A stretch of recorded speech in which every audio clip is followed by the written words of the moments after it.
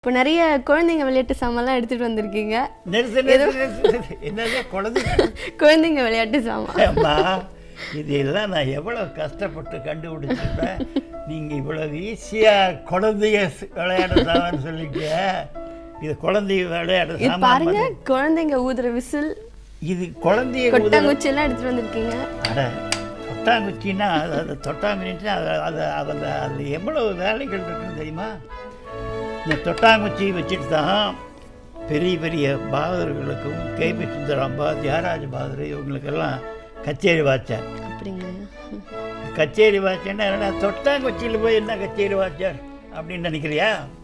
பாப்பா கர்நாடிக் கச்சேரியில் வாசிக்கும்போது அதனுடைய சவுண்டு எப்படி வருது.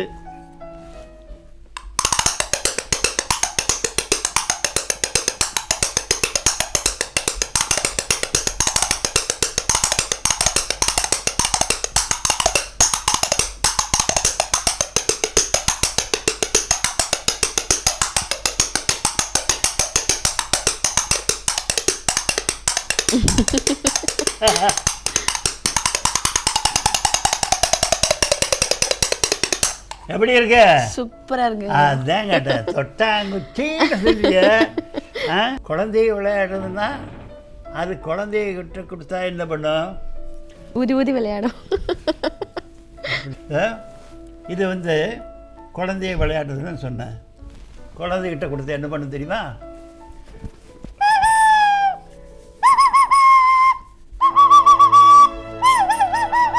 இதான் பண்ணும். நான் என்ன பண்ணுவேன் தெரியுமா? அந்த காட்டுக்குள்ளே அப்படியே போயிட்டு இருக்கும்போது சில பயங்கரமான சவுண்டெல்லாம் வேணும்பாங்க. அந்த பயங்கரமான சவுண்டையும் கூட நான் இதில் தான் கொடுத்துருக்கேன். முதல்ல வந்து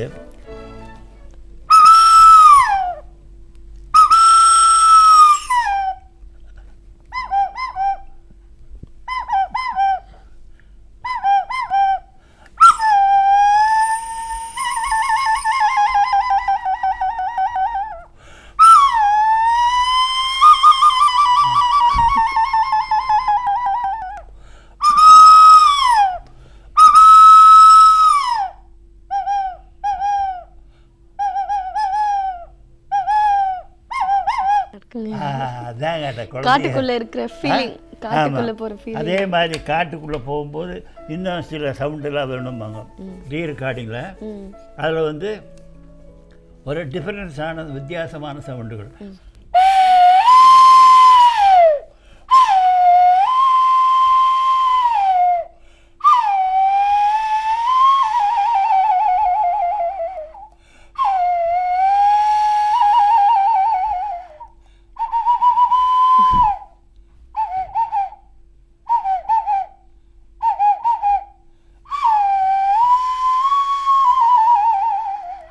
குருவிகள் சவுண்டெல்லாம் சேர்ந்தா அப்புறம் கேட்பாங்க.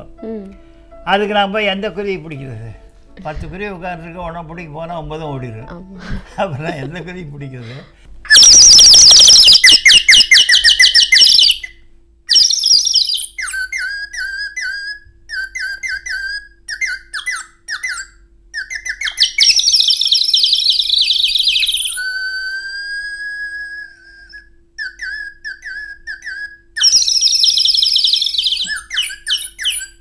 இதை வச்சுட்டு என்ன பண்ணுறேன்னா, இப்போ அந்த காலத்தில் இந்த ட்ரெயினில் ஹீரோ ஹீரோயினி எல்லாம் போகும்போது பாட்டு எடுத்துடுவாங்க ட்ரெயினில் போகிற மாதிரி.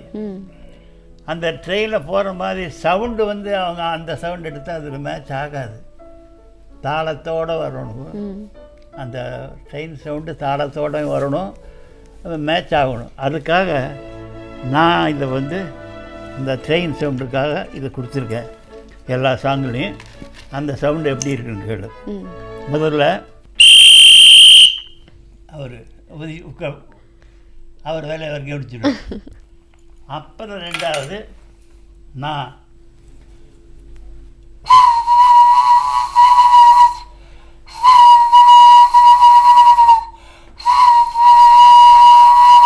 ட்ரெயின் ஸ்டார்ட் ஆகுது பாரு.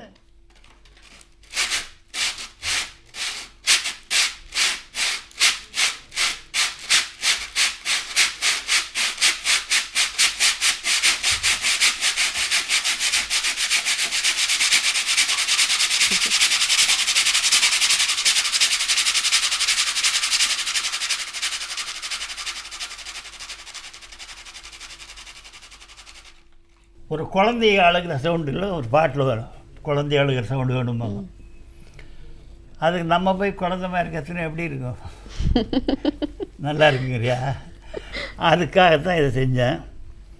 இப்போ ஒரு பையன் வந்து அம்மா வந்து அந்த குழந்தைய அடிச்சிடுவா. அப்போ அந்த குழந்தைய அழுகும்.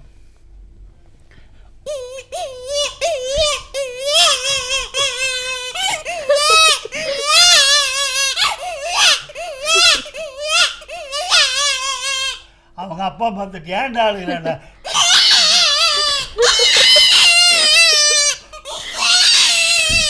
அவங்க அம்மா அடிச்சுட்டாங்களா, சரி பரவாயில்ல, சரி வீட்டுக்கு போகலாமா அப்படின்னு.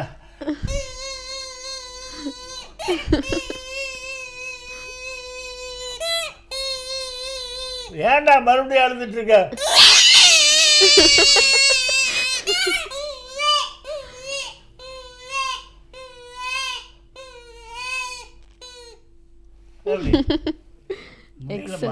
அப்புறம் இந்த பேப்பர் இருக்கு தெரியுமா, ஒரு படத்தில் ஒரு 4 குடிசைக்கு நெருப்பு பிடிச்சிடுவாங்க.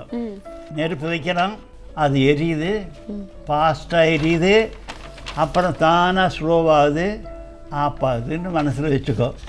இப்போ நெருப்பு வச்சாச்சு.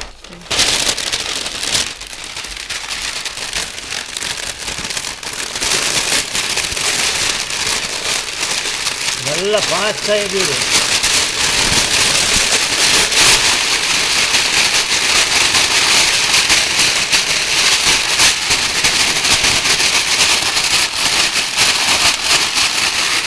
அப்படியே அணுகும் கொஞ்சம் கொஞ்சமாக.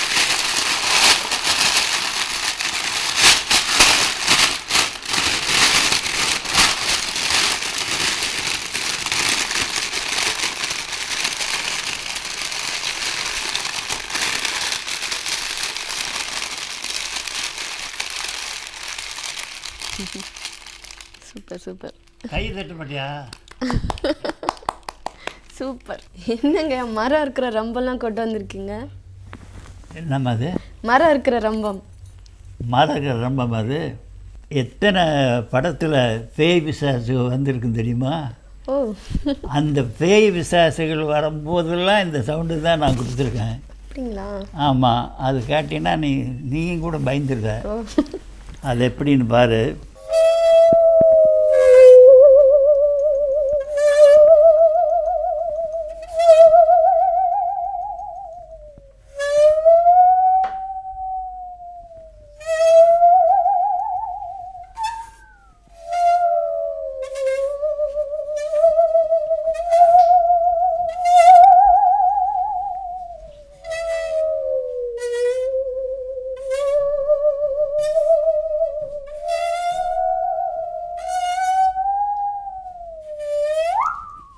இவ்வளோ 84 வயசுக்கு அப்புறம் இந்த வசந்த டிவியில் நீ வாசிக்க வேணும் அப்படின்னு ஒரு எழுதி போட்டான். அதனால் எனக்கு இந்த சந்தர்ப்பத்தை கொடுத்து என்னை வாசிக்க வச்சு எல்லாத்தையும் பார்க்க வைக்கக்கூடிய வசந்த டிவி அனைவர்களுக்கும் என்னுடைய வாழ்த்துக்கள். பல்லாண்டு வாழ்க, பல்லாண்டு வாழ்க.